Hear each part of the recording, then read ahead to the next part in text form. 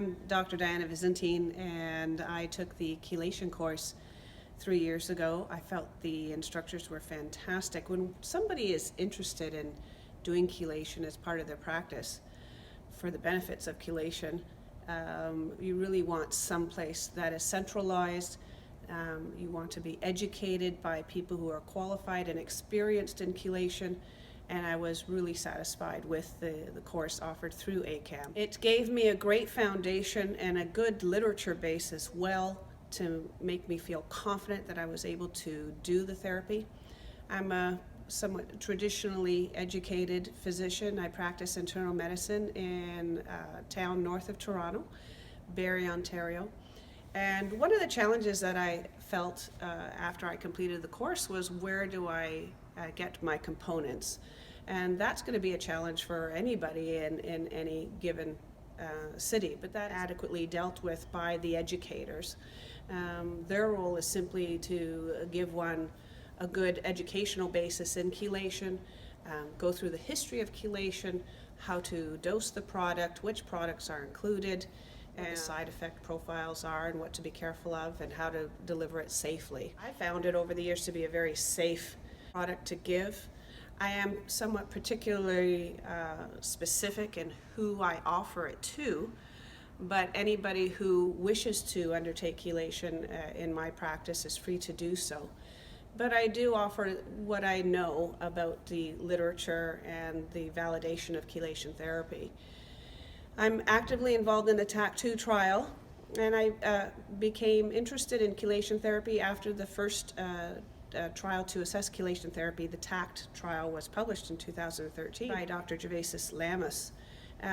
His history is that he was interested in chelation, and back in 1999 received funding from the NIH to do the TACT trial, and was blinded in 2012 and published in 2013, and I found that the conclusions were astounding.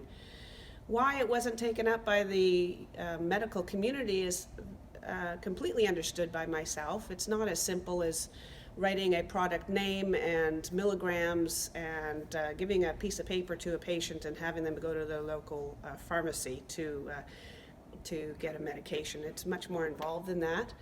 And so I would advocate that anybody who's interested in chelation therapy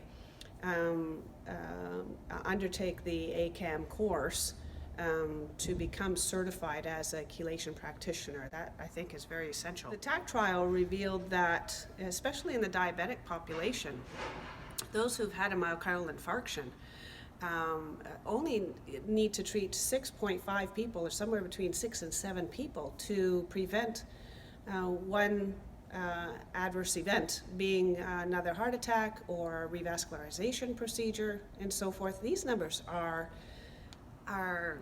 so significant that I was somewhat astounded that it wasn't taken up by the medical community. In fact, these numbers are 3 times more effective than statins. And there are a lot of trials lately, even with diabetic medications, such as the SGLT2 inhibitors, where the number needed to treat is somewhere in the 30 to 40 range.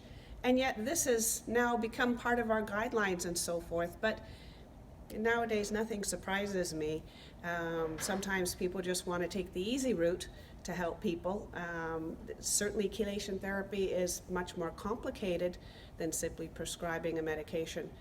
But I think it's worthwhile for a practitioner to put in the effort to learn how to do this. The reason being is because we're all in the game, and our reason for being really is to help our patients. And I don't think that we can fully help them and do them justice without this modality.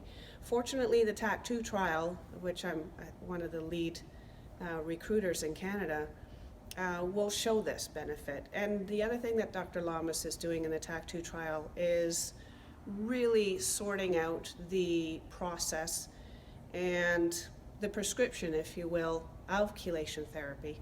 Traditionally, people have been given somewhere about 40 therapies. We are undertaking measuring the lead and cadmium levels in people, and truly developing a prescription of sorts for individuals.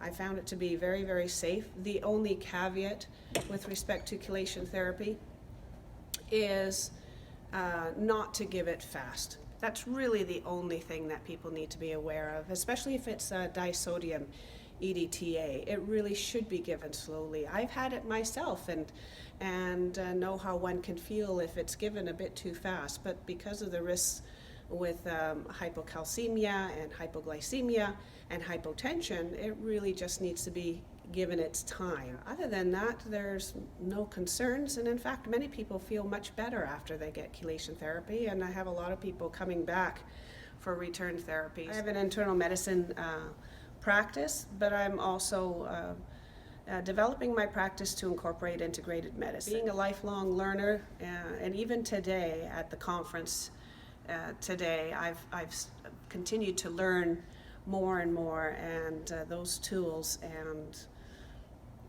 will just further help me help my patients.